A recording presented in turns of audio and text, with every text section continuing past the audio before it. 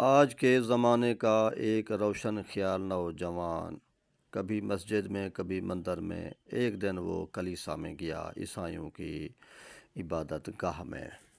وہاں پر دیکھا تو وہ اتوار کا عبادت کا جشن منا رہے تھے۔ ڈھول پہ بھنگڑا تھا، ڈانس ناچ ہو رہا تھا، وہ اپنے مذہبی گیت گا رہے تھے۔ یہ بھی ان دوشیزوں کی محفل میں نوجوان بھی شامل ہو گیا۔ جب وہ اچھا خاصا ڈانس کر چکے تو پھر آپس میں ان کی باتیں ہونے لگیں۔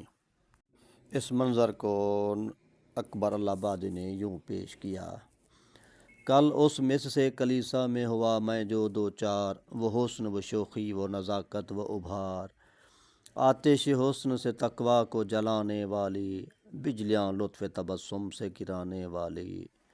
تو اگر عہد وفا باندھ کے میری